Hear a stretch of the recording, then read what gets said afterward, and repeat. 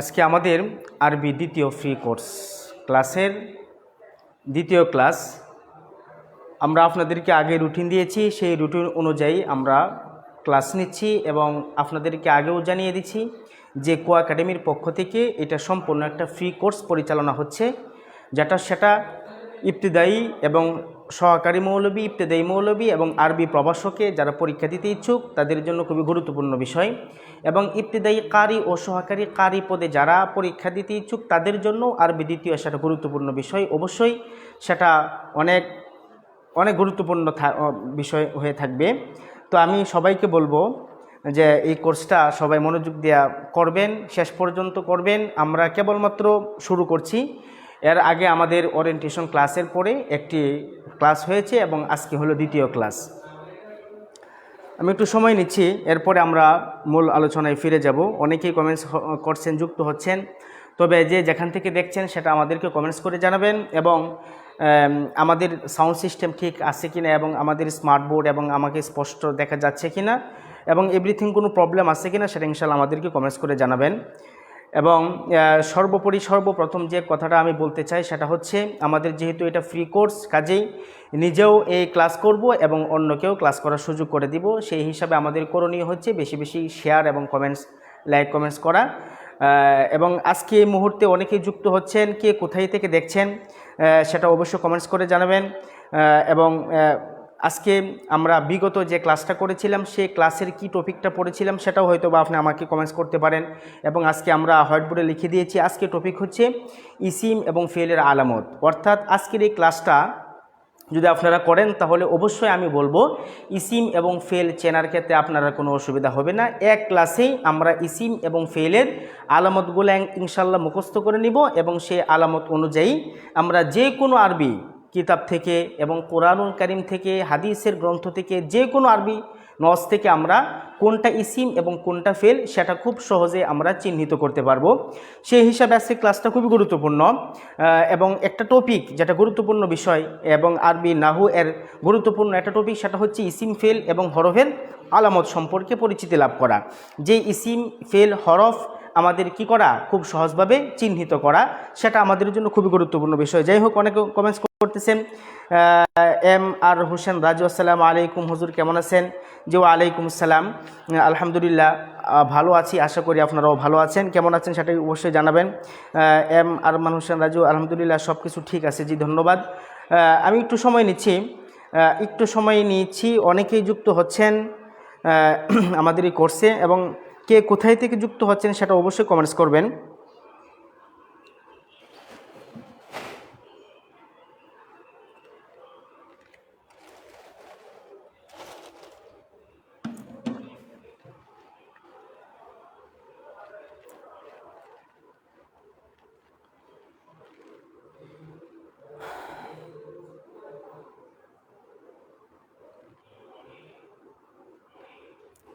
জি, অনেকে লিখতেছেন। লুৎফা তানজিম বাগেরহাট থেকে দেখছি, ধন্যবাদ লুৎফা তানজিম। আমি আপনাকে বলবো যে যেহেতু আমাদের ফ্রি কোর্স, সুতরাং এটা আপনি বেশি শেয়ার করবেন এবং কমেন্টস করবেন যেন আপনার বন্ধুরাও সেই ক্লাস থেকে উপকৃত হতে পারে। এবং আসন্ন 19তম এনটিআরসি সার্কুলার খুবই সম্ভব আগামী মাসে হতে চলছে, অর্থাৎ জুলাই খুবই সম্ভবত 19তম এনটিআরসি যে সার্কুলার, সেই সার্কুলার দেওয়ার প্রস্তুতি চলছে এবং হয়ে যাবে ইনশাআল্লাহ আশা করি। সেই হিসাবে এই ক্লাসটা বা আরবি দ্বিতীয় নাহু সরফের কোর্সটা খুবই গুরুত্বপূর্ণ। সেই হিসাবে নিজেও এর থেকে উপকৃত হবেন, আশা করি অন্যকেও সেটা শেয়ার করবেন। আজকে আমাদের দ্বিতীয় ক্লাস, আমরা একদম বেসিকে আসি। এখনও আমরা আসলে মাত্র 2টা ক্লাস আজকে সহ হবে, এবং এখানে আমরা অনেক কিছু শিখতে পারবো।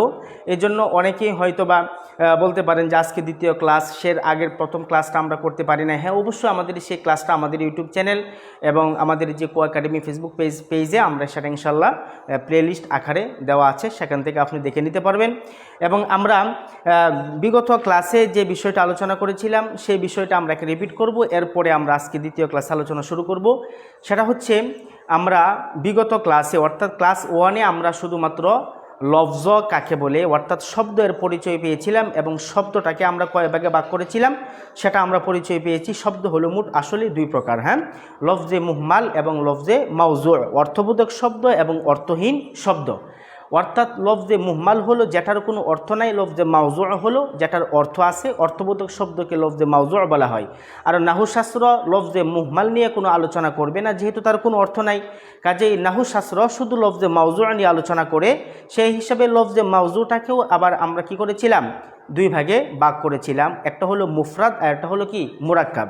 মুফরাদের সংজ্ঞা আমরা দিয়েছিলাম, মানে একক শব্দ একক অর্থ প্রকাশ করলে সেই শব্দটাকে কি বলা হয়, লফজে মুফরাদ বলা হয়। এবং সেই লফজে মুফরাদের অপর নাম আমরা বলেছিলাম সেটা হচ্ছে কালিমা, অর্থাৎ লফজে মুফরাদের অপর নামই হচ্ছে কালিমা। এখন সেই কালিমাকেও আবার আমরা তিন ভাগে ভাগ করেছিলাম, ইসিম, ফেল, হরফ। ইসিম, ফেল, হরফ এটা হলো কালিমার প্রকার। কালিমা মোট কত প্রকার? তিন প্রকার, ইসিম, ফেল, হরফ। তাহলে আমরা গত ক্লাসে ইসিম, ফেল এর হরফের সংজ্ঞাও আমরা পড়েছিলাম। সেই ইসিম এবং ফেল হরফের সংজ্ঞাটা আমি আজকে আবার যদি বলি, খুব সহজভাবে আমি আপনাদেরকে বোঝানোর চেষ্টা করব এবং করছি। আপনারা শুধুমাত্র আমাদের ক্লাসে থাকবেন এবং আমাদের সাথে সময় দিবেন, ইনশাল্লাহ অল্প সময়ে আমাদের যে সমস্ত বিষয় খুবই গুরুত্বপূর্ণ সেটা আমরা খুব সহজেই আয়ত্ত করে নিতে পারবো। তাহলে আমি আজকে দ্বিতীয় ক্লাসে, যদিও এটা আমাদের টপিক না, অর্থাৎ আজকের টপিক হচ্ছে ইসিম এবং ফেলের আলামত সম্পর্কে জানা, কিন্তু আমরা বিগত ক্লাসে যেগুলো পড়েছি তার আমরা একটু আলোচনা করতে চাই। সেটা হচ্ছে ইসিম, ফেল এবং হরফের সংজ্ঞা। অর্থাৎ ইসিমের সংজ্ঞা কি? ইসিম ওই কালিমাকে বলে, ওই শব্দকে বলে যে কালিমা বা যে শব্দ নিজের অর্থ নিজে প্রকাশ করতে পারে এবং তাতে তিন কালের কোনো এক কাল পাওয়া যায় না। যেমন আমরা উদাহরণ দিয়েছিলাম জাইদুন, মাদ্রাসাতুন, মসজিদুন, এই ধরনের অনেক শব্দ আছে যেগুলা নিজের অর্থ নিজে প্রকাশ করতে পারে এবং তাতে তিন কালের কোনো কাল পাওয়া যায় না। এটা ছিল ইসিমের সংজ্ঞা। এখন আমরা ফেলের সংজ্ঞা কি পড়েছিলাম?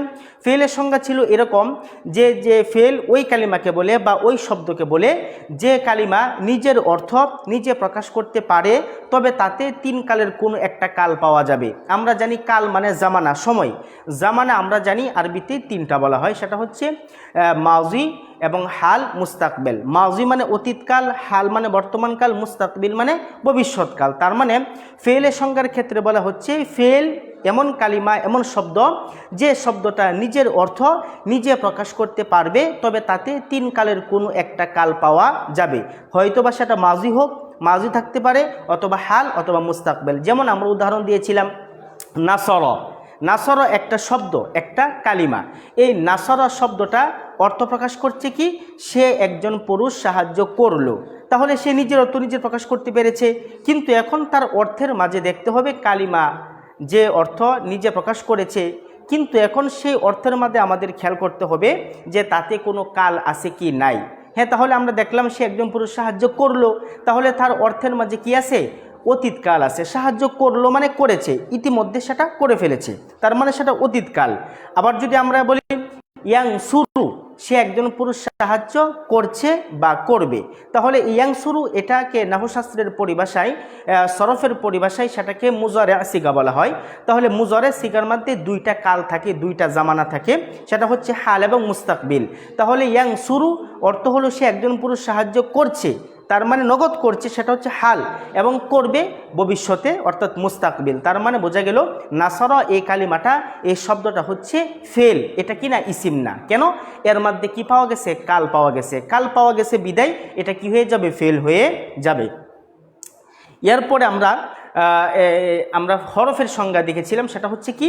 যে হরফ ওই কালিমাকে বলে যে কালিমা নিজের অর্থ নিজে প্রকাশ করতে পারে না অন্য কোনো কালিমার সাহায্য ছাড়া বা সাহায্য ব্যতি রেখে। তার মানে হরফ এমন একটা কালিমা যে কালিমা নিজের অর্থ নিজে প্রকাশ করতে পারবে না, অবশ্যই তার অর্থ প্রকাশ করতে গেলে অন্য কালিমার সাহায্য প্রয়োজন পড়ে। যেমন আমরা পড়েছিলাম ফি, মিন, ইলা, এই সমস্ত হরফে জর যেগুলোকে আমরা চিনি। তাহলে বা এরকমভাবে মিন, ইলা, ফি, দেখেন বা অর্থ সাথে বা সহ, ফি অর্থ হলো মধ্যে, মিন অর্থ হলো থেকে, ইলা অর্থ হলো দিকে।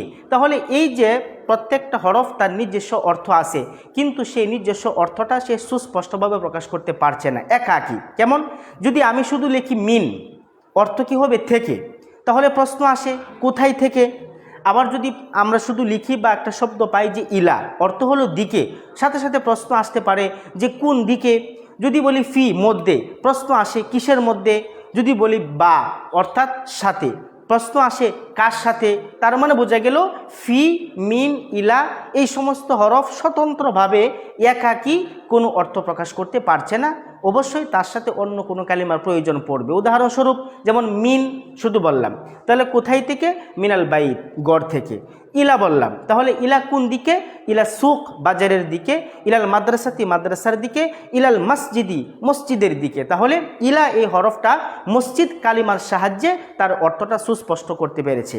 অনুরূপভাবে ফি, মধ্যে, মধ্যে কিসের মধ্যে বলতে হবে? ফিল বাইত বা ফিল বাইতি, গড়ের মধ্যে। তাহলে এই ফি একটা কালিমা, এই কালিমাটা কিন্তু শুধু সে ফি, মধ্যে, তার অর্থটাকে সুস্পষ্ট করতে পারছে না। যদি আমি তার সাথে অন্য কালিমার সাহায্যে বলি যে ফিল বাইতি, গড়ের মধ্যে, তাহলে তার অর্থটা কি হয়ে গেল? সুস্পষ্ট হয়ে গেল। যাই হোক, তাহলে আমরা মোটামুটি গত ক্লাসে যে আলোচনাগুলো করেছিলাম তার আলোচনা আমরা আবার রিপিট করলাম।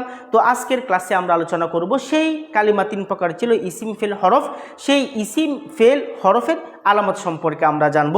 চেষ্টা করব আজকে 3টা কালিমার আলামত শেষ করা, যতটুকু সম্ভব হয়। তবে আমরা প্রথমে ইসিম এর আলামত শিখব, এরপরে আমরা ফেলের আলামত শিখব। আমি আপনাদেরকে বলতে পারি, কনফিডেন্সে বলতে পারি, যদি আপনারা আজকে আমাদের এই ক্লাসটা শুরু থেকে নিয়ে শেষ পর্যন্ত করেন, তাহলে ইসিম, ফেল, হরফ নির্ণয়ের আর আপনার কোনো অসুবিধা থাকবে না। কারণ আমার যখন আলামত মুখস্থ থাকবে, তখন তো আমি একটা শব্দ সামনে আসলে সে আলামতগুলো আমরা দেখব আসলে এই আলামতগুলো আছে কিনা। যদি আমরা ইসিমের আলামত পেয়ে যাই তাহলে বলে দিব এটা ইসিম, আর যদি ইসিমের আলামত না পাই, ফেলের আলামত পাই, তাহলে আমরা নির্দ্বিধায় বলে দিব এটা হলো ফেল। আর যদি ইসিম এবং ফেলের কোনো আলামতি আমরা খুঁজে পাচ্ছি না, তাহলে আমরা বলতে পারবো এটা হচ্ছে কি? হরফ।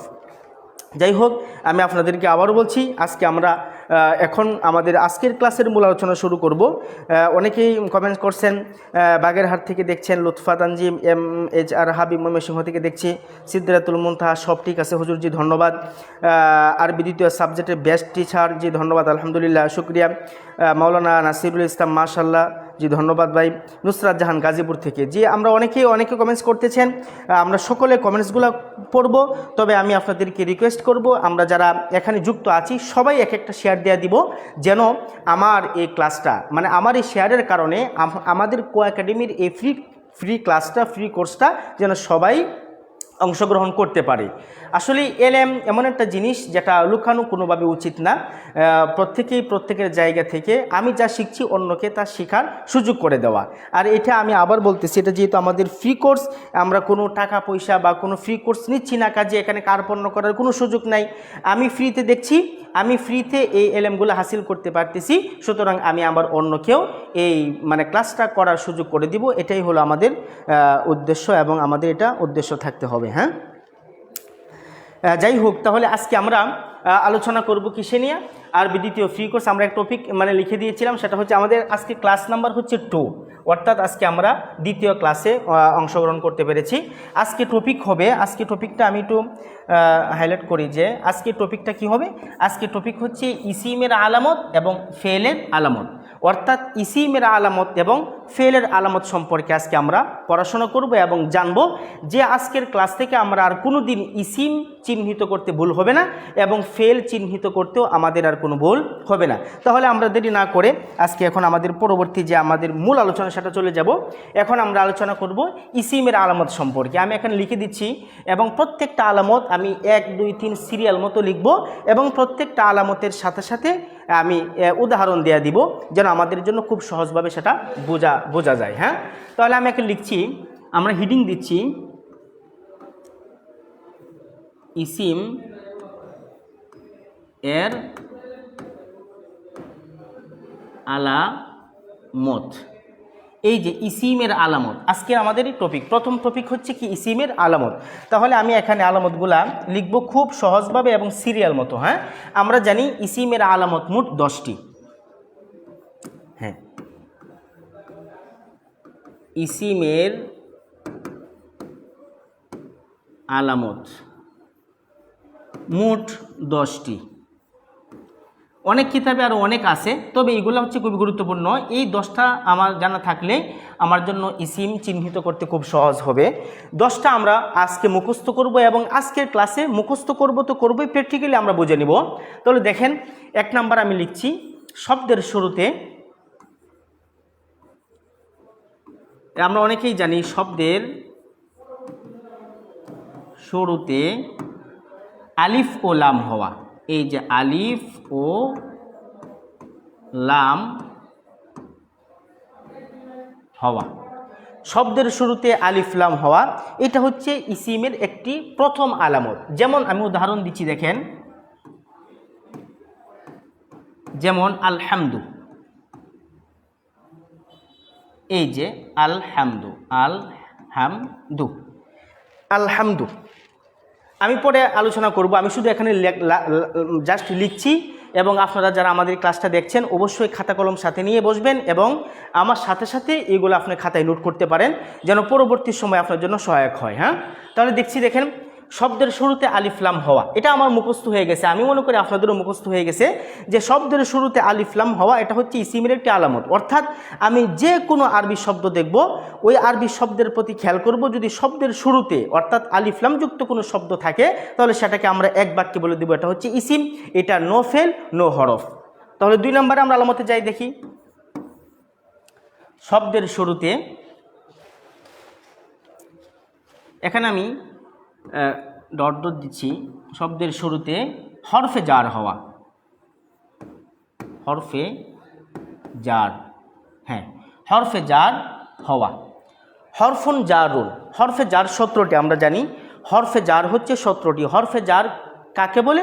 এক কথায় যে হরফগুলা পরবর্তী শব্দকে জের প্রদান করে, কাসরা দেয়, জ্বর দেয়, তাকে হরফে জার বলে। এই ধরনের হরফ হচ্ছে মোট 17টা।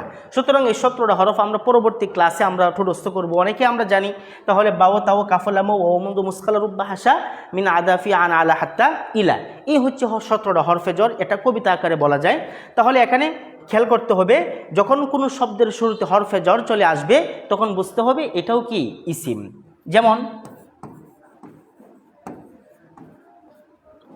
যেমন এখানে লিখছি, এই যে ফিল কিতাব, ফিল কিতাবি, ফিল কিতাবি।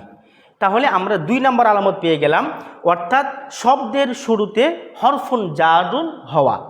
কোনো শব্দের শুরুতে যদি হরফে জ্বর থাকে তাহলে সেই শব্দটাকে আমরা কি করব?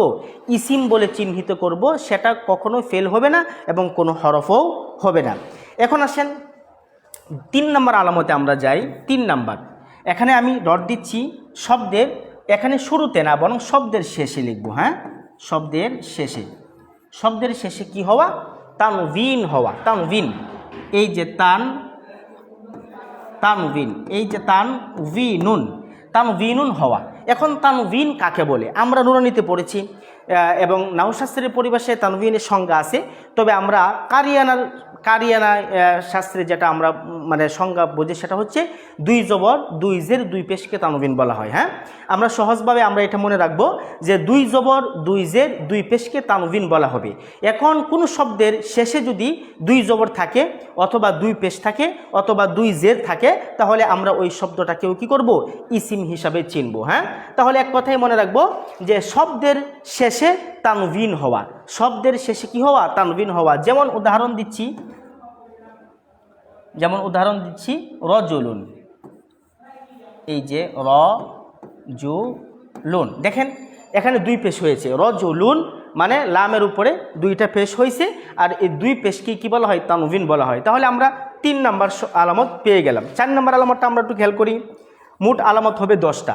4 নম্বর আলামত কি? 4 নম্বর আলামত হচ্ছে মুসনাদ ইলাই হওয়া। হ্যাঁ, আমরা লিখে দিচ্ছি যে মুসনাদ ইলাই হওয়া, মুসনাদ ইলাই হওয়া, মুসনাদ ইলাই হওয়া। মুসনাদ ইলাই হওয়া এটাও হচ্ছে কি? একটা ইসিমের আলামত। যেমন দিচ্ছি, যেমন জাহাবা রশিদুন, আমি ছোট্ট উদাহরণ দিচ্ছি যেন আপনাদের বোঝা যায়। এই যে জাহাবা রশিদুন, অর্থ হলো রাশেদ গেল, রাশেদ গেল। এখন প্রশ্ন আসতে পারে যে মুসনাদ ইলাই কাকে বলে, মুসনাদ কাকে বলে? এটা আজকে এখানে আলোচনা করব না, আমরা পরবর্তী একটা ক্লাসে তার সম্পর্কে বিস্তারিত আলোচনা করব। আমি সহজভাবে যদি বলে রাখি, মুসনাদ মানে যার সম্পর্কে কোনো কিছু বলা হয় তাকেই কি বলা হয়? মুসনাদ বলা হয়। এবং যা বলা হয় সেটাকে মুসনাদ না, যার সম্পর্কে কোনো কিছু বলা হয় সেটাকে মুসনাদ ইলাই বলা হয়, এবং যা বলা হয় সেটাকে মুসনাদ বলা হয়। তাহলে দেখেন, রশিদুন জাহাবা রশিদুন, রাশেদ গেল। এখন এই যাওয়াটা কার সম্পর্কে বলা হচ্ছে? রশিদুন সম্পর্কে বলা হচ্ছে। তার মানে রশিদুন এই বাক্য হচ্ছে মুসনাদ ইলাই। এবং কি রাশেদ সম্পর্কে কি বলা হচ্ছে? বলা হচ্ছে জাহাবা, সে গিয়েছে। সুতরাং এই জাহাবা হবে কি? মুসনাদ। যাক, আমি আজকে আপনাদেরকে শুধু অতটুকু বুঝিয়ে দিলাম। পরবর্তী ক্লাসে তার সংজ্ঞা সহ আমরা বিস্তারিত আলোচনা করব যে কোনটা মুসনাদ এবং কোনটা মুসনাদ ইলাই হয়। তাহলে এই বাক্যে জাহাবা রশিদুন, এই যে বাক্যটা, এই বাক্যে মুসনাদ ইলাই কোনটা? এই রশিদুন, এই ইসিমটা হচ্ছে মুসনাদ ইলাই। সুতরাং এই রশিদুন যেহেতু মুসনাদ ইলাই হয়েছে, কাজে রশিদুন এটা কি হবে? ইসিম বলে গণ্য হবে। তাহলে আমরা আজকের এই পেজে আমরা এখানে 4টে ইসিমের আলামত পড়লাম। তো প্রথমে কি লিখেছিলাম? শব্দের শুরুতে আলিফ লাম হওয়া, যেমন আলহামদু, এবং শব্দের শুরুতে হরফে জার হওয়া, যেমন ফিল কিতাবি। এবং 3 নম্বর আলামত ছিল শব্দের শেষে তানভিন হওয়া। তানভিন না কাকে বলে? 2 জবর 2 জের 2 পেশকে তানভিন বলে। তাহলে রজুলুন, এখানে লামের উপরে কি হয়েছে? তানভিন হয়েছে কি দিয়া? 2 পেশ দিয়া। এরপরে 4 নম্বর আলামতটা কি লিখেছি? মুসনাদ ইলাই হওয়া, যেমন জাহাবা রশিদুন, এই বাক্যে এই রশিদুন এটা হচ্ছে কি? মুসনাদ ইলাই। মুসনাদ ইলাই এই বাক্যে জাহাবা রশিদুন এটা হচ্ছে কি? মানে রশিদুন এই ইসিমটা, এই শব্দটা হচ্ছে মুসনাদ ইলাই, আর এটা মুসনাদ ইলাই হওয়ার কারণে এটা কি হয়ে গেছে? ইসিম হয়ে গেছে। এখন আমরা পরবর্তী আরও যে 6টা রয়েছে সেটা আমরা ইনশাল্লাহ দেখব। তাহলে আমরা এখানে 4 নম্বরটা পড়েছি। তাহলে দেখেন এখানে 5 নম্বর আলামত কি? 5 নম্বর আলামত হচ্ছে যে মুজফ হওয়া। দেখেন, খুব সহজভাবে আপনাদেরকে বোঝানোর চেষ্টা করছি। মুজফুন হওয়া, মুজফুন হওয়া, মুজফুন হওয়া। এখন মুজফ ও মুজফুন ইলাই কাকে বলে তারও সংজ্ঞা আছে, তা আমরা ধারাবাহিকভাবে আলোচনা করব। এখানে শুধু জাস্ট মুখস্থ করবেন যে মুজফ হওয়া। হ্যাঁ, যেমন মুজফ হওয়া, এখন উদাহরণ দিচ্ছি। মুজফ হওয়ার উদাহরণটা আমরা দিব কিতাবু খালিদিন। এই যে কিতাবু খালিদিন অর্থ কি? খালেদের কিতাব। কিতাবু খালিদিন অর্থ হলো খালেদের কিতাব। তাহলে দেখেন এই বাক্যে আসলেই আরবিতে মুজফ আগে আসে, মুজফুন ইলাই পরে আসে। বাংলাতে মুজফুন ইলাই আগে আসে, মুজফ পরে আসে। তাহলে এই বাক্যে যেহেতু আরবিটা আমি খেয়াল করছি যে কিতাবু খালিদিন মানে মুজফ আগে আসে আমি বলছি, তাহলে এই বাক্যে কিতাব এটা হচ্ছে মুজফ। কিতাব এই শব্দটা কি? মুজফ। তাহলে কিতাবু খালিদিন, কিতাবু খালিদিন খালেদের কিতাব, তার মানে কিতাব এই শব্দটা হচ্ছে কি? মুজফ। এটা হচ্ছে মুজফ, এটা হচ্ছে মুজফ। আর খালিদিন এটা হচ্ছে মুজফুন ইলাই। তার মানে আমরা আলামত দিয়েছি কি? মুজফ হওয়া। তাহলে এই বাক্যের ভিতরে কোন শব্দটা মুজফ হয়েছে? কিতাবু শব্দটা মুজফ হয়েছে, কাজেই এই কিতাবুনটাও কি হবে? ইসিম হবে। অর্থাৎ যে শব্দ মুজফ হইতে পারে সেই শব্দটা কি হয়ে যাবে? ইসিম হয়ে যাবে। আবার খালিদিন এটাও কিন্তু ইসিম। এটা কেমনি ইসিম? ওই যে আমরা 2 জবর 2 জের দেখেছি, তানবিন দেখেছি, এটা হলো আরেকটা আলামত। এটা আমরা চিনব ইসিম কিভাবে? এই যে 2 জের মানে তানবিন দেখে। আর কিতাবুনের মধ্যে আমরা পিছনে যে 4টে আলামত পড়েছি তার মধ্যে কিন্তু কোনো একটা আলামত এখানে পাওয়া যায় না, বিদায় এখানে 5 নম্বর আলামত পাওয়া গেছে, সেটা হচ্ছে কি? মুজফ হওয়া। তার মানে আমরা আজকে এটাই বলবো যে 5 নম্বর ইসিমের আলামত হচ্ছে কি হওয়া? বাক্যে মুজফ হওয়া। তাহলে কিতাবু খালিদিন খালেদের কিতাব, এখানে কিতাবুন শব্দটা কি হয়েছে? মুজফ হয়েছে। এমনই এখানে তো কিতাব আসছে, এখানে এই মুজফের জায়গায় যে কোনো শব্দ আসুক সেই শব্দটাকে আমরা কি করব? ইসিম হিসাবে চিহ্নিত করতে পারবো। এখন আসলে আমরা 6 নম্বর আলামতে যাই। 6 নম্বর আলামত হচ্ছে মুসাগগার হওয়া। মুসাগগারুন, হ্যাঁ মুসাগগারুন হওয়া, মুসাগগার হওয়া। আমরা এইভাবে মুখস্থ করব যে মুসাগগার হওয়া। মুসাগগারের বেশ কয়েকটা ওজন আছে, আমি এখানে একটা লিখছি। যেমন কোরাইশুন, আমি এটা মুছে দেই। যেমন এই যে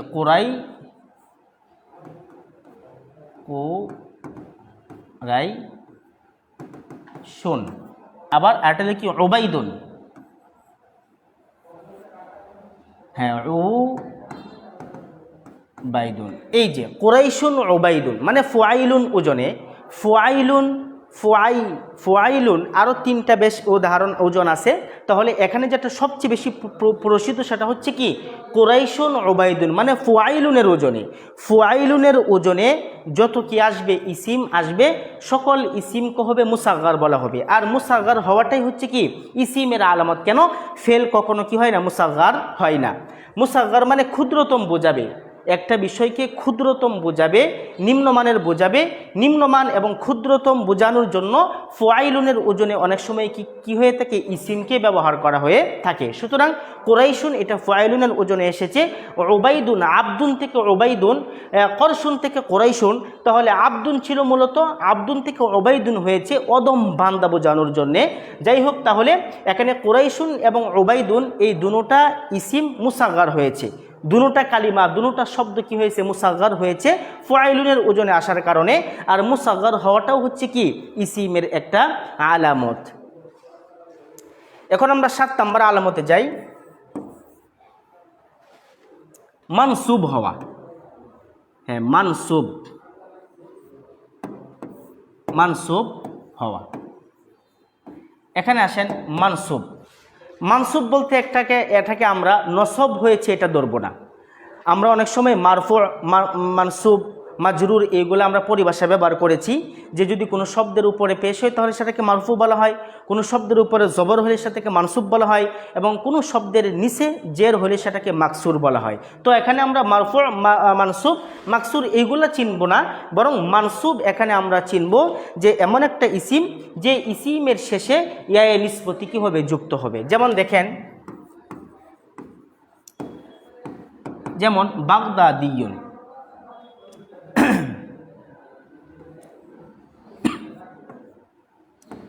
এই যে বাগদাদিয়ুন,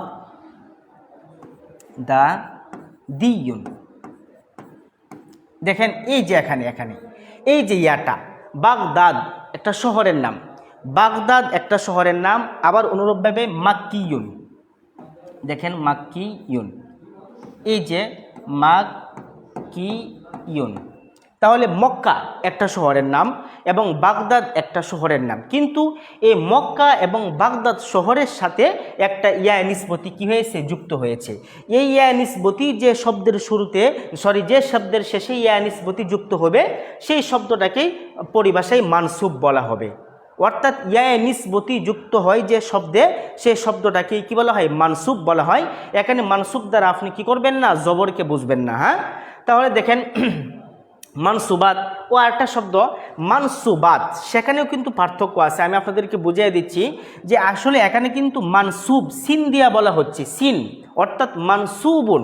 আর যেখানে আমরা মানসুব পড়ি, সদ দিয়া পড়ি, সেখানে আমরা কি বুঝি, জবর হইলে মানসুব বোঝায়। যেমন রফা পেশ হইলে মারফু বোঝায়, জবর হইলে মানসুব বোঝায়। সেটা কিন্তু আসলে মানসুবুন সদ দিয়ে, আর এখানে হচ্ছে কি দিয়ে, সিন দিয়ে। তার মানে আমরা দুইটাকে আলাদা আলাদা বুঝবো, অবশ্যই একটাকে আটার সাথে একসাথে করব না। তাহলে মানসুব হওয়া অর্থাৎ এটা সিন দিয়ে পড়তে হবে, মানসুব হওয়া, মানসুব না, জবর হওয়া না, বরং মানসুব দ্বারা উদ্দেশ্য হলো শব্দের শেষে কি হওয়া, এরকম একটা ইয়া নিসবতি যুক্ত হওয়া। যেমন বাগদাদ শহর, সেই বাগদাদ শহরকে বোঝানো হচ্ছে বাগদাদিয়ুন।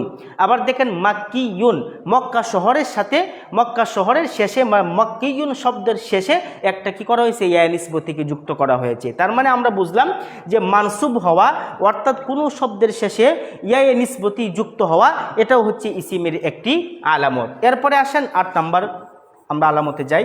8 নম্বর আলামত হচ্ছে তাসনিয়া হওয়া, যেগুলো খুবই সহজ বিষয়। আমরা জানি তাসনিয়া মানে দ্বিবচন, এই যে তাসনিয়া, তাসনিয়াতুন, হ্যাঁ তাসনিয়াতুন শব্দটা আমি আবার লিখছি, তাসনিয়াতুন, তাসনিয়াতুন অর্থাৎ তাসনিয়া হওয়া মানে কি, দ্বিবচন হওয়া। কোনো একটা শব্দ ওয়াহেদ থেকে তাসনিয়া, ওয়াহেদ থেকে দ্বিবচন হওয়া, যে শব্দটা ওয়াহেদ থেকে দ্বিবচন হয় সেটাকেও কি বলা হয়, এরকমভাবে ইসিম বলা হয়। আমরা সেটাকে ইসিম বলে কি করতে পারি, চিহ্নিত করতে পারি। যেমন দেখেন উদাহরণ,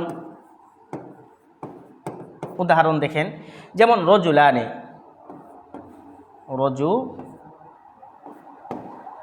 রজুলানে। হ্যাঁ, এখানে আমরা একটু একটু একটু একটু সুন্দর করে লেখার চেষ্টা করি।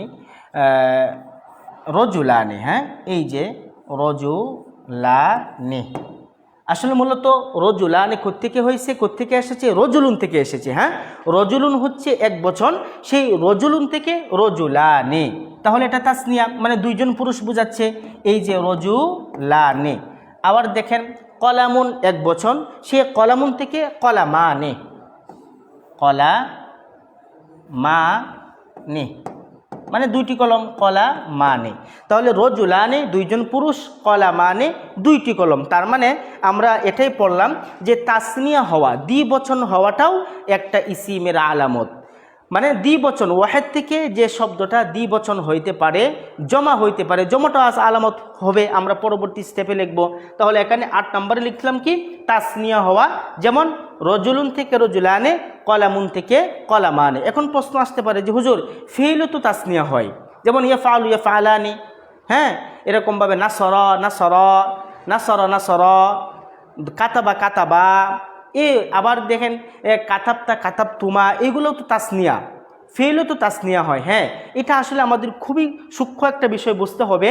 আসলে ফেলের ক্ষেত্রে যে ওয়াহেদ থেকে তাসনিয়া, তাসনিয়া থেকে জমা, এগুলা মূলত কিন্তু ফেলটা কি হয় না, তাসনিয়া জমা হয় না। তাহলে কি জমা হয়, কি তাসনিয়া হয়, কি দ্বিবচন হয়? জমিরটা কি হয়, দ্বিবচন হয়। আসলে ফেলের জায়গায় থাকে, যেমন ফাআলা, এটা কিন্তু ফেল। এরপরে ফাআলা আমরা তাসনিয়া বানাইছি কেমনে? জমির যুক্ত করে। আবার ফাআলাত ওয়াহেদ, আবার ফাআলাতা তাসনিয়া বানাইছি কি যুক্ত করে? জমির যুক্ত করে। তাহলে আমরা বুঝতে পারলাম যে আসলেই ফেলটা তাসনিয়া জমা হয় সরাসরি শব্দ থেকে না, বরং তার সাথে জমির যুক্ত হয়ে। কাজেই ফেলের তাসনিয়া এবং ফেলের জমা এগুলা কিনা ইসিমের আলামত না। তার মানে ইসিমের আলামত হচ্ছে কোনগুলা? যেগুলা শব্দটাই কি হয়ে যায়, শব্দটাই মানে একটা শব্দের যে মূল অক্ষরগুলো আছে, এই অক্ষরগুলোর সমন্বয়ে যে শব্দটা তাসনিয়া হয়। তাহলে দেখেন রজুলুন, রজুলুন, এখানে রজুলুন শব্দ হয়েছে মূল অক্ষর, তার সাথে রজুলানে, এই শব্দটাকে কি বানানো হয়েছে? তাসনিয়া বানানো হয়েছে। কলামুন থেকেই কলামানে, এই শব্দ থেকে কলামানে তাসনিয়া বানানো হয়েছে। তার মানে আমরা বুঝতে পারলাম ফেলের যে তাসনিয়া, ফেলের যে জমা, এইগুলা মূলত শব্দ থেকে হয় না, বরং জমির যুক্ত হয়ে হয়। আর ইসিমের যে তাসনিয়া, ইসিমের যে জমা, এগুলা মূলত শব্দ থেকেই হয়। তার মানে শব্দ থেকেই তাসনিয়া হওয়া, শব্দ থেকেই জমা হওয়া, এইগুলো হচ্ছে ইসিমের আলামত। আশা করি বুঝতে পারছি। তাহলে আমরা ফেলের তাসনিয়া এবং ফেলের জমাকে আমরা এখানে নিয়ে আসবো না, এটা আলাদা করে দেখব। তাহলে ইসিমের ক্ষেত্রে আমরা পাইলাম আলামতের 8 নম্বর আলামত পাইলাম কি? তাসনিয়া হওয়া। এখন আমরা 9 নম্বর আলামতে যাব, সেটা হচ্ছে জমা হওয়া। হ্যাঁ, এটা আমরা একসাথে লিখতে পারতাম, তাসনিয়া ও জমা হওয়া, যেহেতু আমরা 10টা প্রকার করেছি সেই জন্য আমরা আলাদা আলাদাভাবে লিখছি। তাহলে দেখেন 9 নম্বর হচ্ছে কি? জমা হওয়া। এই যে জামউন মানে জমা হওয়া। হ্যাঁ, জমা হওয়া। যেমন দেখেন আমি এখানে এটা দিয়ে দেব, যেমন রজুলানে থেকে আমরা তাসনিয়া পাইছিলাম রজুলানে, এখন আমরা এটাকে জমা করে দিব রিজালুন। তাহলে আমরা দেখব রিজালুন,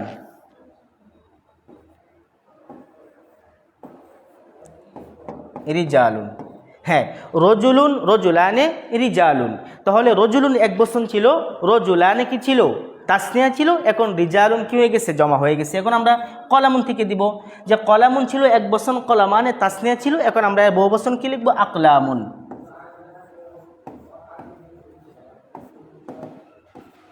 এই যে আকলামুন, তার মানে আমরা তাসনিয়াটাও ইসিমের আলামত পেয়ে গেলাম এবং জমাটাও কি পেয়ে গেলাম? ইসিমের আলামত পেয়ে গেলাম। তাসনিয়া ছিল রজুলানে, কলামানে, এবং জমাও ইসিমের আলামত, সেটা আমরা উদাহরণ দিয়েছি রিজালুন এবং আকলামুন। রজুলুন থেকে রিজালুন এবং কলামুন থেকে আকলামুন। তার মানে আমরা আজকে এই মুহূর্তে আমরা 9টা আলামত আমরা পেয়েছি। প্রথম আমরা আলোচনা করেছিলাম 4টা এবং এখানে আলোচনা করছি 9টা। তার মানে একটা বাদ পড়েছে, সেটা আমরা পরবর্তী পেজে লিখব। যেমন দেখেন 10 নম্বর আলামত, সেটা হচ্ছে কি হওয়া? 10 আলামত হচ্ছে মাউসুফ হওয়া। লিখে দিয়েছি এখানে দেখেন, মাউসুফুন হওয়া। আমরা জানি মাউসুফ সিফত কাকে বলে, হ্যাঁ মাউসুফ সিফত কাকে বলে আমরা অনেকেই চিনি না, তবে আমরা স্টেপ বাই ধারাবাহিকভাবে সে মাউসুফ সিফতেরই এই কোর্সে আমরা বিস্তারিত আলোচনা করব। এখানে শুধু মাউসুফ বলতে আমরা কি বুঝি, যার দোষ গুণ বর্ণনা করা হয়, যার দোষ গুণ বর্ণনা করা হয় তাকে মাউসুফ বলা হয়, এবং যে দোষ গুণটা বর্ণনা করা হয় সেটাকে সিফত বলা হয়। হ্যাঁ, তাহলে এখানে আমরা লিখব মাউসুফ হওয়া। আমরা উদাহরণে ব্যাখ্যা করব ইনশাল্লাহ। মাউসুফ হওয়া যেমন কি, যেমন মাউসুফ হওয়া আমরা একটা উদাহরণ দিতে পারি, যেমন রজুলুন শরীফুন। এই যে রজুলুন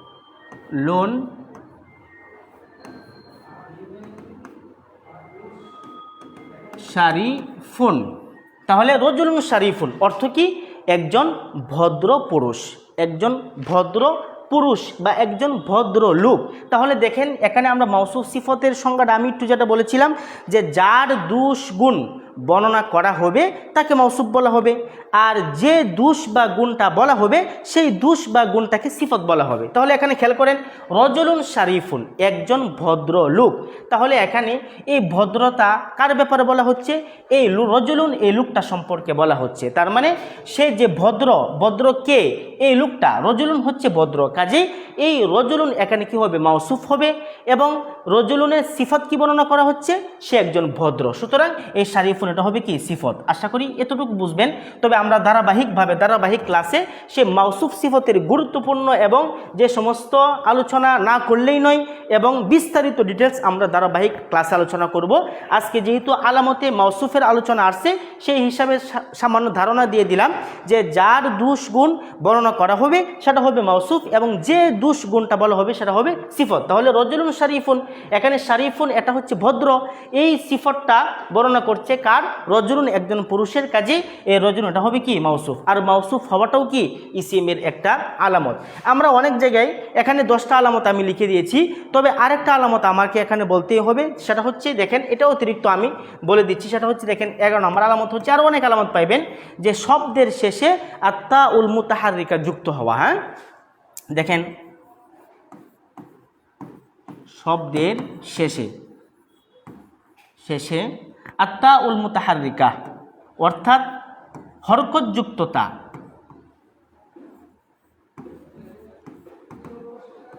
আত্তা উল মুতাহারিকা মানে হরকতযুক্ততা, অর্থাৎ যে তাটা কি হবে, হরকতযুক্ত হবে। যেমন দেখেন দরিবাতুন, উদাহরণ দিচ্ছি, যেমন এই যে দরিবাতুন, দরিবা, এই যে তুন, দেখেন এই যে এখানে তা যে আসছে গুলতা, অর্থাৎ আত্মাউল মুতাহারিকা বলতে গুলতাকে আমরা বুঝি, তবে এখানে আমরা যেটা সহজ সেটা হচ্ছে আত্মাউল মুতাহারিকা হরকতযুক্ত তা হওয়া। এখানে আমি তরিবাতুন, দেখেন তার উপরে 2 পেশ হয়েছে, তার মানে হরকত হয়েছে।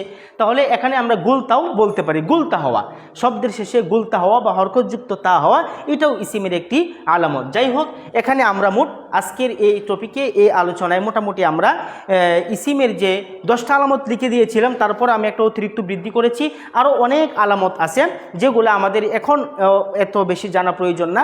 এই 10টা বা 11টা আলামত যদি আমরা মুখস্থ করতে পারি তাহলে আমাদের জন্য ইসিম চেনাটা যথেষ্ট হয়ে যাবে। আমরা এই 10টা আলামত দেখে কি করতে পারবো, ইসিমকে চিহ্নিত করতে পারবো। তাহলে আমরা একটু শুরুতে যাই, যে আমরা শুরুতে যে লিখেছিলাম ইসিমের আলামত মোট 10টি, সেই 10টি ধারাবাহিকতা কি দেখেন। প্রথম, শব্দের শুরুতে আলিফ লাম হওয়া, যেমন আলহামদু। এরপরে শব্দের শুরুতে হরফে জার হওয়া, শব্দের শুরুতে কি হওয়া, হরফে জার হওয়া, এটা হচ্ছে 2 নম্বর আলামত, এই যে হরফে জার হওয়া।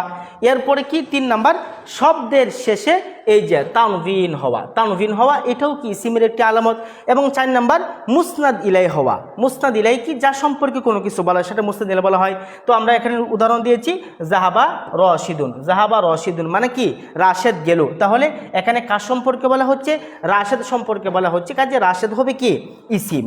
এটা 4 নম্বর আলামত, মুসনাদ ইলাই হওয়া। এরপরে আমরা দেখি 5 নম্বর আলামত লিখেছিলাম, সেটা হচ্ছে কি,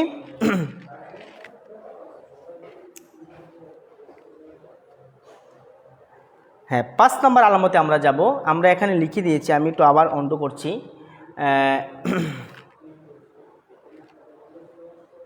হ্যাঁ 5 নম্বর আলামত কি করেছিল?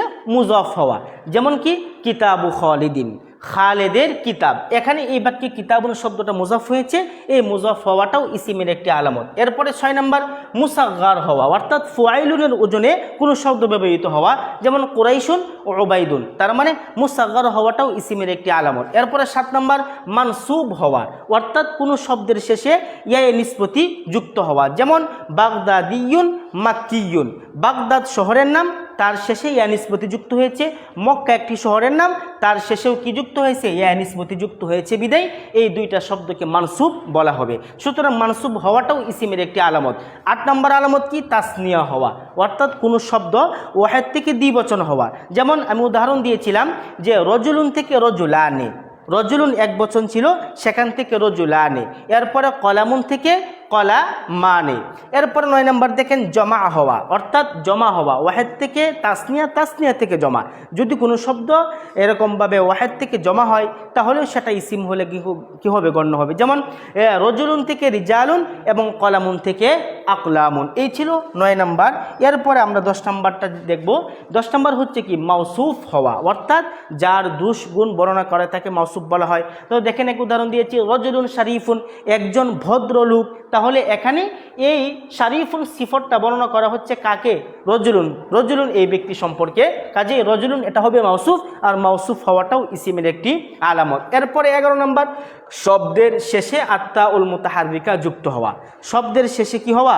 আত্তা উল মুতাহাররিকা যুক্ত হওয়া, অর্থাৎ হরকত যুক্ত কি হওয়া? তা যুক্ত হওয়া, যেমন দারিবাতুন। এই ছিল আমাদের আজকে ইসিমের আলামত। এখন আমি বলবো আপনারা যদি আজকের এই আমাদের এই আলামতগুলো 10টা আলামত যদি আপনি ঠুটস্থ করতে পারেন, অর্থাৎ 11টা আলামত যদি আপনি আজকের ক্লাস থেকে এখনই সবাই যদি নোট করে রাখেন অথবা আমার সাথে সাথে যদি বলেন, তারপরেও তো আশা করা যায় মুখস্থ হয়ে যাবে।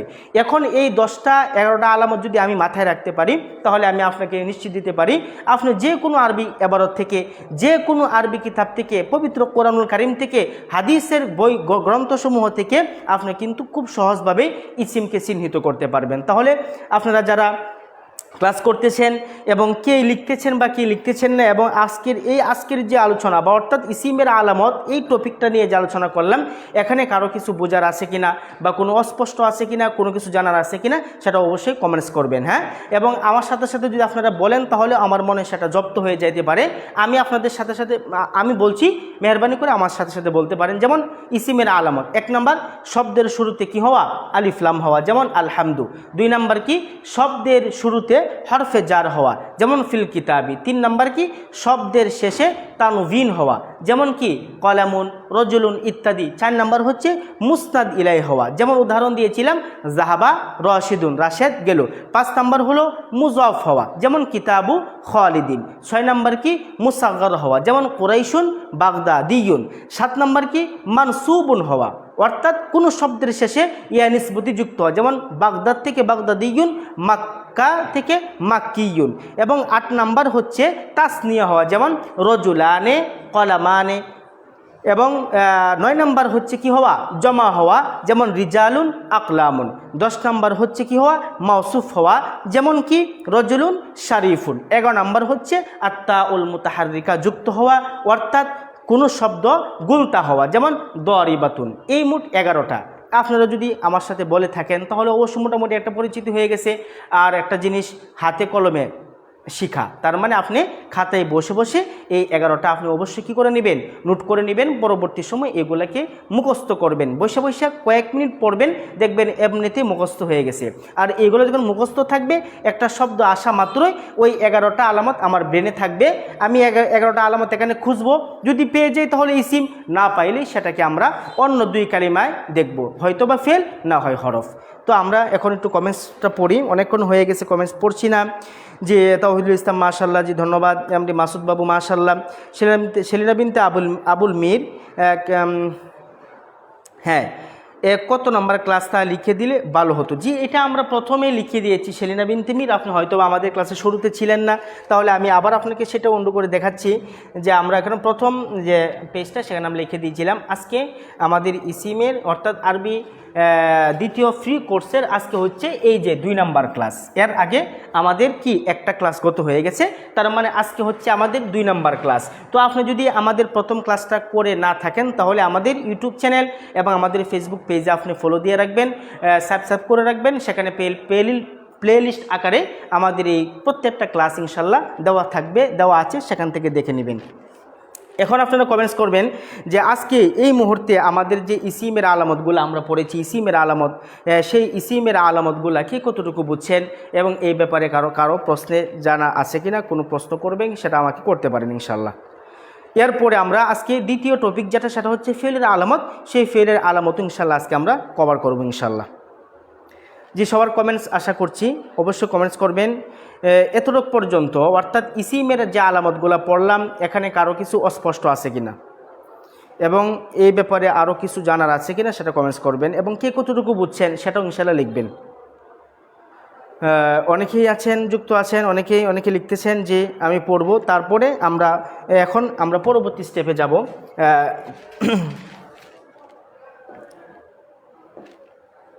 তাহলে আমরা ইসিমের আলামত শেষে এখন আমরা ফেলের আলামতগুলো পড়ব ইনশাল্লাহ।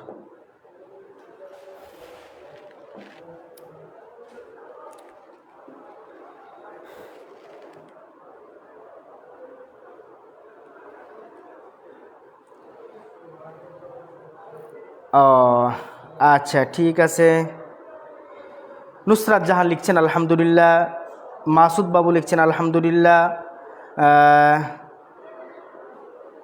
সিদরাতুল মুনতাহা লিখছেন আলহামদুলিল্লাহ। জি ধন্যবাদ, তার মানে আপনারা সবাই বুঝেছেন। হ্যাঁ, তাহলে এখন আমরা পরবর্তী ফেলের আলামতের দিকে যাইতে পারি।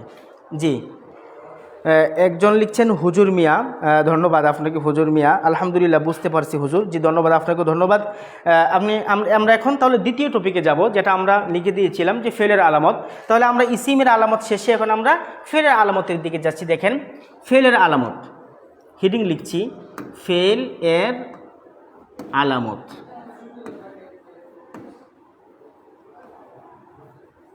হ্যাঁ, ফেলের আলামত।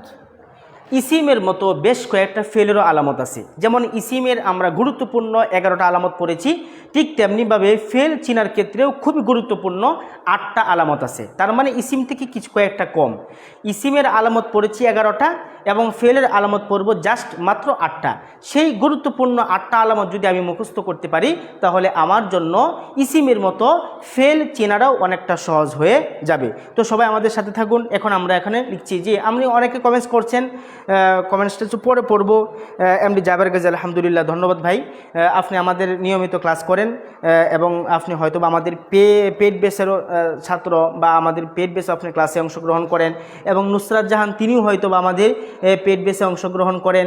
আরও অনেকে আছেন, সিদরাতুল মুনতাহা আছেন, এম আরমান হোসেন রাজু ভাই আছেন, আপনারা আমাদের পেড বেসে ক্লাস করেন এবং আমাদের ফ্রি কোর্সটাও করছেন।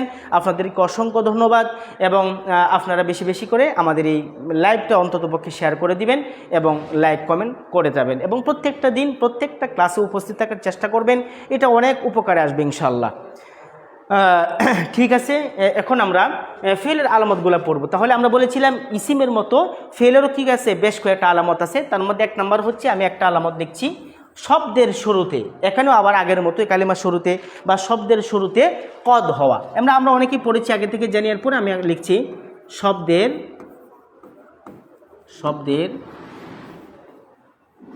শুরুতে। হ্যাঁ, শব্দের শুরুতে কদ একটা শব্দ, এই যে কদ, হ্যাঁ কদ হওয়া। উদাহরণ কি?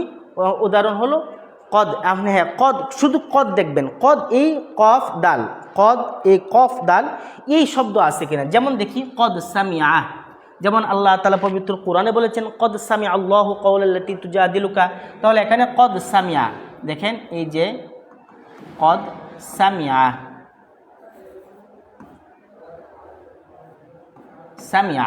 কদ সামিআ, তার মানে আমরা কিন্তু এখন কি পড়ছি? ফেলের আলামত পড়ছি, আমরা কি কি জিনিস কি বিষয় দেখে আমরা ফেলকে চিহ্নিত করতে পারবো। তার 1 নম্বর আলামত হচ্ছে যে শব্দের শুরুতে কদ হওয়া।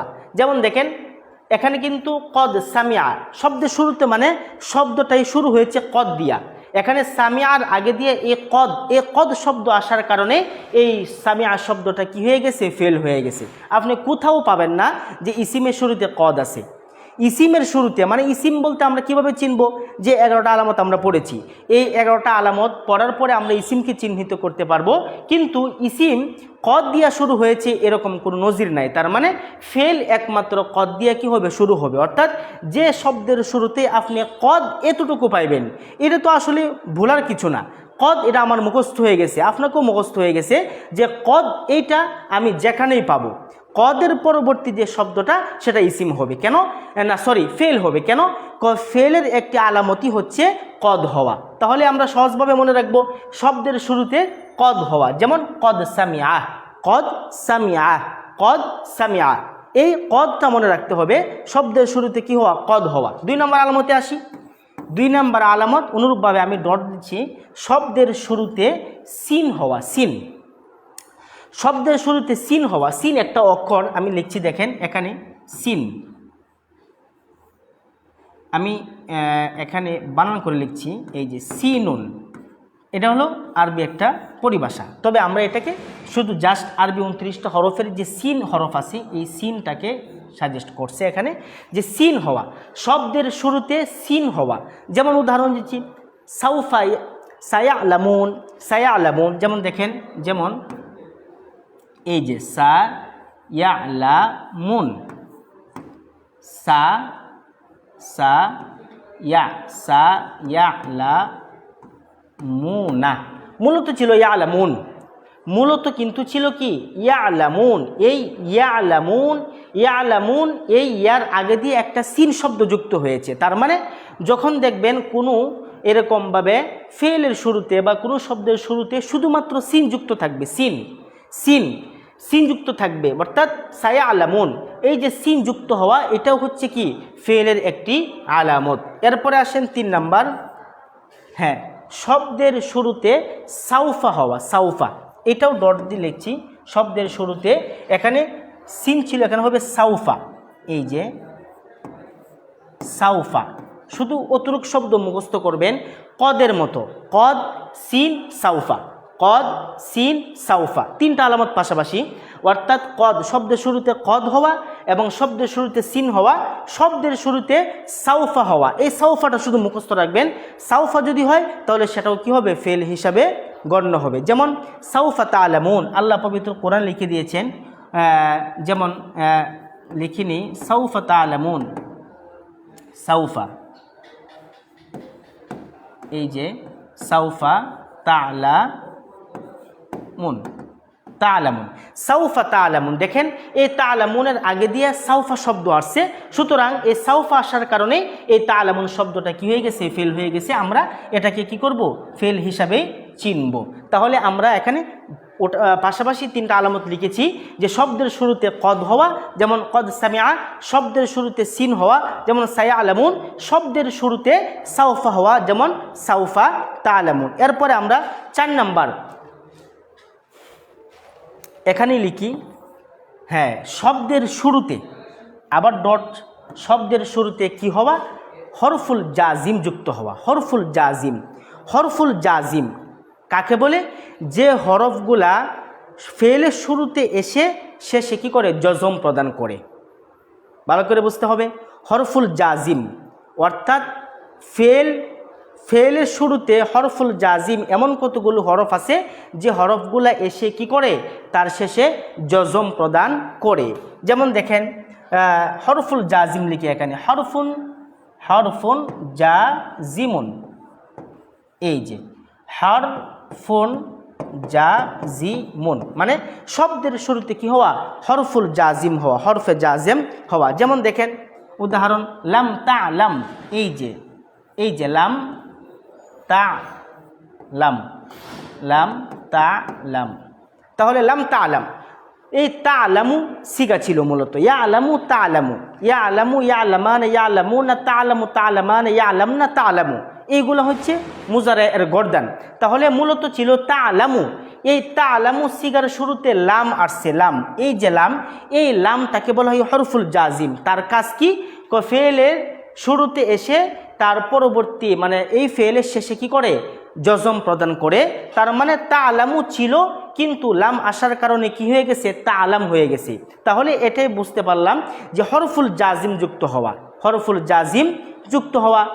যদি হরফুল জাজিম যদি যেমন লাম লাম মালামে আমলামে লায়নাহি ইন শর্তিয়া, হ্যাঁ, এইগুলা মূলত কি করে? ফেলের শুরুতে এসে এরকমভাবে ফেলকে কি করে? জজম প্রদান করে। তাহলে এই ধরনের যত হরফ আছে, যে সমস্ত হরফ এসে কি করে? ফেল মুজারেকে জজম প্রদান করে, তাহলে এই লামটাই অর্থাৎ হরফুল জাজিমটাই ফেল হওয়ার আলামত। কেন? এই হরফুল জাজিম ইসিমের শুরুতে আসে না, কেবলমাত্র ফেলের শুরুতেই আসে। তার মানে আমরা এই হরফুল জাজিম দেখে বুঝতে পারবো এটা ফেল, এটা কি না? ইসিম না। তাহলে আমরা 4 নম্বর আলামত লিখে দিয়েছি কি? শব্দের শুরুতে হরফুল জাজিম যুক্ত হওয়া, যেমন লাম তালাম। কেন? হরফুল জাজিম কখনো ইসিমের শুরুতে আসে না, বরং ফেলের শুরুতেই আসে। এরপরে আমরা মোট এখানে 8টা আলামত শিখব, তার মধ্যে 4টা শেষ হলো। 5 নম্বর আলামত দেখেন। 5 নম্বর আলামত হচ্ছে শব্দের শেষে জমিরে মারফুয়ে মুত্তাসিল হওয়া। এটা কি? তারপর আমি বলছি। শব্দের শেষে অর্থাৎ জমির কখনো শুরুতে যুক্ত হয় না, আবার কখনো যুক্ত হয়, তবে যে জমিরটা ফেলের সাথে যুক্ত থাকবে সেটা অবশ্যই কি হবে? শেষে যুক্ত হবে। আর যে জমির ফেলের সাথে যুক্ত না হয়ে আলাদা ব্যবহার হবে সেটা হয়তো বা শুরুতে থাকতে পারে। তাহলে এখানে যেটা বলছি জমিরে মারফুয়ে মুত্তাসিল, তার মানে এটা হচ্ছে ফেলের সাথে যুক্ত জমির, কাজে এখানে বলতে হবে ফেলের মানে অর্থাৎ কালিমার শেষে বলতে হবে, অর্থাৎ শব্দের শেষে। শব্দের শেষে জমিরে মারফুয়ে মুত্তাসিল, এই যে জমিরে মারফুয়ে মুত্তাসিল, জমিরে মারফুয়ে মুত্তাসিল, জমির মোট 5 প্রকার। জমিরে মারফুয়ে মুত্তাসিল, মারফুয়ে মুনফাসিল, মানসুবে মুত্তাসিল, মানসুবে মুনফাসিল, মাজরুরে মুত্তাসিল, এই 5টা প্রকার হচ্ছে জমির। জমির মানে সর্বনাম, হ্যাঁ। তাহলে এইগুলার কিন্তু ধারাবাহিক আলোচনায় যখন আমরা পৌঁছবো সেই জায়গায় আলাদা ক্লাস নেওয়া হবে, এখানে আর বিস্তারিত আলোচনা করছি না। শুধু এখানে জমির মারফুয়ে মুত্তাসিলটা বুঝিয়ে দিচ্ছি। জমির মারফুয়ে মুত্তাসিল কাকে বলে? ফাইলের ওই জমির যে জমিরটা ফেলের সাথে কি হয়? যুক্ত হয়ে আসে, ফেলের সাথে মিলিত হয়ে আসে। যেমন দেখেন, যেমন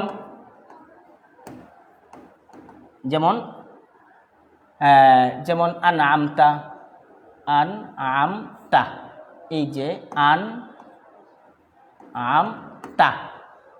আনআমতা, আনআমতা, আনআমতি, আনআমতু, এখানে 3টা সিগা হয়ে যাবে। আনআমতা একটা, আনআমতু, আনআমতি।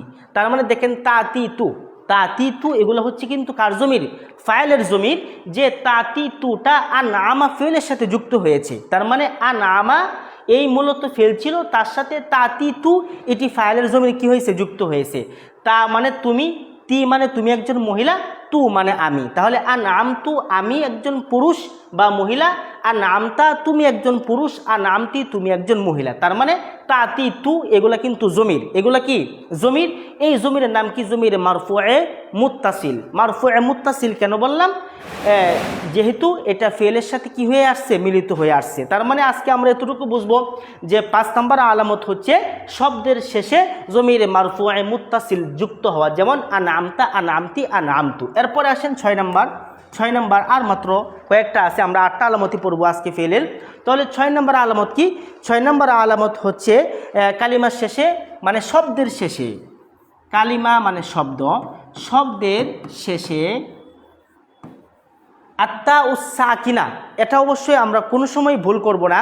আমরা কিন্তু ইসিমের আলামতে পড়ে আসছি শব্দের শেষে আত্তা উল মুতাহাররিকা মানে হরকতযুক্ত তা হওয়া, কিন্তু এখানে আমরা পড়ব কি? শব্দের শেষে আত্তা উসাকিনা অর্থাৎ সাকিনযুক্ত তা হওয়া। কখনোই সেটা হরকতযুক্ত হবে না।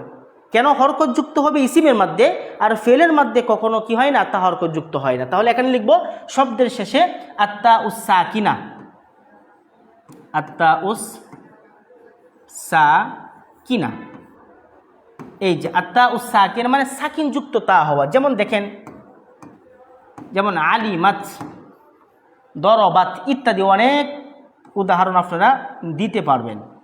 তাহলে দেখেন এই যে আলিমাত, আলিমাত, এই যে দেখেন তাটা কিন্তু সাকিন যুক্ত হয়েছে। হ্যাঁ, অনুরূপভাবে দরবাত, নাসরত, যেটাই আপনি দিতে পারেন, অনেক প্রশ্ন অনেক উদাহরণ দিতে পারবেন।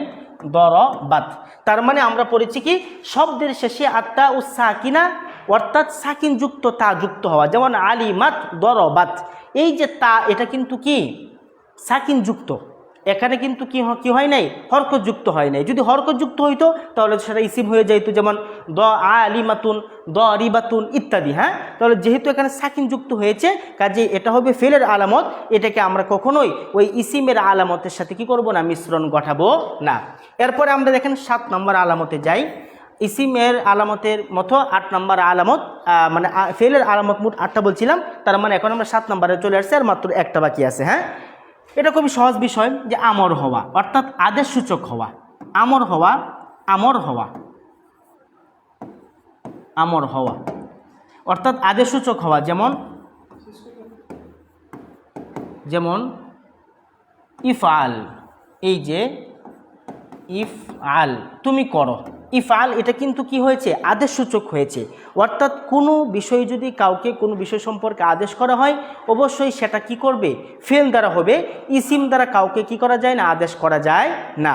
তার মানে আমর হওয়া, আমর হওয়া এটাও কি, আমর হওয়া এটাও হচ্ছে ফেলের একটি আলামত। আবার দেখেন 8 নম্বর সর্বশেষ নাহি হওয়া। হ্যাঁ, নাহি, নাহি হওয়া। যেমন লা তাফআল, এই যে লা তাফআল, তাফআল। তাহলে আমরা আমর হওয়াও ফেলের আলামত, নাহি হওয়াটাও ফেলের আলামত। কেন? আমর মানে আদেশ, নাহি মানে নিষেধ। তার মানে আপনি আদেশ নিষেধ কখনো ইসিম দ্বারা করতে পারবেন না, অবশ্যই সেটা ফেলের মাধ্যমে করতে হবে। তার মানে এক কথা আমরা সহজভাবে বুঝবো, যদি কোনো বিষয়ে আদেশ সূচক কোনো শব্দ পান অবশ্যই সেটাকে কি মনে করবেন, ফেল মনে করবেন। আবার যদি কোনো জায়গায় নিষেধ সূচক কোনো শব্দ পান তাহলে সেই শব্দটাকেও আমরা কি মনে করব, ফেল মনে করব। কেন? আমর এবং নাহি, আদেশ এবং নিষেধ উভয়টাই ফেলের কি এক একটা আলামত। তার মানে আজকে আমরা মোটামুটি ইসিমের আলামত এবং ফেলের আলামত আমরা কি করতে পারলাম, কভার করতে পারলাম। এবং দেখেন আমি যদি আবার একটু রিপিট করে আপনাদেরকে, এখানে আমি খুব সুন্দরভাবে লিখে দিয়েছি, আপনারা দেখে নিতে পারবেন যে ফেলের আলামত, ফেল আলামত কয়টা লিখেছি, 8টা লিখেছি। 1 নম্বর কি, শব্দের শুরুতে কদ হওয়া, শুধু অতটুকু মুখস্থ রাখবেন। শব্দের শুরুতে কদ হওয়া, যেমন কদ সামিআ। শব্দের শুরুতে সিন হওয়া, যেমন সায়ালামুন। শব্দের শুরুতে সাউফা হওয়া, যেমন সাউফা তাআলামুন। এবং কালিমার শুরুতে মানে শব্দের শুরুতে হরফুল জাজিম যুক্ত হওয়া, অর্থাৎ ওই হরফ যে হরফগুলো ফেল মুজারে শুরুতে এসে তার শেষে কি দেয়, জজম প্রদান করে, যেমন লাম তাআলাম। এবং কালিমার শেষে জমির মারফু, মানে শব্দের শেষে জমির মারফু মুত্তাসিল যুক্ত হওয়া, যেমন আনআমতা, আনআমতি, আনআমতু। এবং কালিমার শেষে আত্তা উসাকিনা অর্থাৎ সাকিন যুক্ত তা যুক্ত হওয়া, যেমন আলিমাত, দরবাত। এবং 7 নম্বর হচ্ছে আমর হওয়া, যেমন ইদরিব অথবা ইফআল অথবা উনসুর অথবা ইসমা, যে কোনো একটা শব্দ আপনি ব্যবহার করতে পারেন। এবং কি হওয়া, নাহি হওয়া অর্থাৎ নিষেধ সূচক হওয়া, যেমন লা তাফআল তুমি করিও না, বা লা তাজরিব তুমি প্রহার করিও না, বা লা তাযহাব তুমি যাও না, বা লা তাজলিস তুমি কি করিও না, বসিও না। হ্যাঁ, তাহলে আমরা মোট 8টা আলামত পেয়ে গেলাম ফেলের।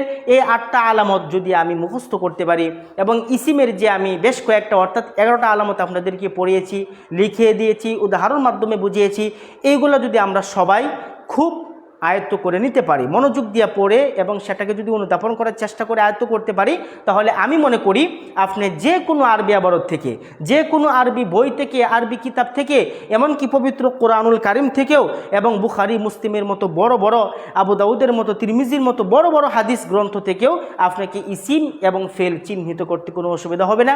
আপনি একটা শব্দ দেখা মাত্রই বলে দিতে পারবেন আসলে এটা ইসিম নাকি এটা ফেল। যাই হোক, আজকের ক্লাসটা এই পর্যন্তই। অনেকে কমেন্টস করছেন, হ্যাঁ হ্যাঁ হ্যাঁ ভাই, আসলে আমার একটু মিস্টিং হয়ে গেছে, আপনাদেরকে কমেন্টস আমরা পড়তে পারি নাই। টাঙ্গাইল থেকে দেখছি, জি হুজুর মেলহাম, বুঝতে পারি, ধন্যবাদ। টাঙ্গাইল থেকে দেখছি স্যার, জি ধন্যবাদ। জাবের গাজী, আলহামদুলিল্লাহ। জাবের গাজী, কদ আফলাহা, হ্যাঁ আপনি একটা উদাহরণ দিয়েছিলেন, আমি এখানে দিয়েছি কদ সামিআ, আপনি উদাহরণ বের করে দিয়েছেন কদ আফলাহা। হ্যাঁ, কদ আফলাহা এটাও কি একটা উদাহরণ আমরা পেয়েছি, সেটা হচ্ছে ফেল। কিভাবে বুঝলাম? শব্দের শুরুতে কদ আসার কারণে। জাবের গাজী ভাই, আপনাকে অনেক ধন্যবাদ। জামিল হাসান জুয়েল, সাউফা তালামুনা, জি অনেক সুন্দর। এমডি জাবের গাজী, যারা এই লাইভটা দেখছেন তারা বেশি বেশি শেয়ার করবেন, হুজুর অনেক ভালোভাবে বুঝান, জি ধন্যবাদ। আমারও কথা এটাই, কো একাডেমির পক্ষ থেকে, কো একাডেমির পরিবার থেকে আপনাদের জন্য একটা সুবর্ণ সুযোগ, সেটা হচ্ছে ফ্রি, একদম ফ্রি, সম্পূর্ণ আরবি নাহু অর্থাৎ সরফ, পুরা নাহু এবং সরফ উভয়টা শাস্ত্র অর্থাৎ পুরা আরবি দ্বিতীয়টাকে ইনশাল্লাহ কভার করা হবে এই কোর্সের মাধ্যমে। তো সবাই নিয়মিত লাইভে যুক্ত থাকবেন এবং বেশি বেশি শেয়ার করবেন। জি জাবের গাজী ভাই, আপনাকে অনেক অনেক অসংখ্য ধন্যবাদ এই কথাটা বলে দেওয়ার জন্য, এবং আপনাকে আমিও বলে দিচ্ছি, আপনি আবারও বিষয়টা সবাইকে বলে দিবেন এবং আপনি নিজেও শেয়ার করবেন। হ্যাঁ, নুসরাত জাহান, হুজুর এই ক্লাসের সিট সাইডে দেওয়া থাকবে না? জি নুসরাত জাহান, হয়তো বা আপনি আমাদের ওরিয়েন্টেশন ক্লাসে ছিলেন না, আমরা ওরিয়েন্টেশন ক্লাসে আমরা বলে দিয়েছিলাম, যেহেতু এটা সম্পূর্ণ ফ্রি কোর্স, কাজে আমরা সিট দিচ্ছি না। যারা আমাদের এই পেড বেসে ভর্তি হয়ে, অর্থাৎ আরবি দ্বিতীয়র যে আমাদের পেড বেস আছে, সেই পেড বেসে যারা ভর্তি হবে তাদেরকে আমরা অবশ্যই সিট দিব এবং তারাই সিট পেয়ে যাবে। আজকে আমরা যারা ফ্রি কোর্স করছেন বা আমরা যাদেরকে ফ্রি সার্ভিস দিচ্ছি, তাদের জন্য আপাতত আমরা সিটের ব্যবস্থা নিচ্ছি না, জাস্ট শুধু লাইভেই আপনাদেরকে পড়িয়ে দেওয়া হবে। জি ধন্যবাদ নুসরাত জাহান। তহিদুল ইসলাম, ইট ইজ সো গুড, ধন্যবাদ।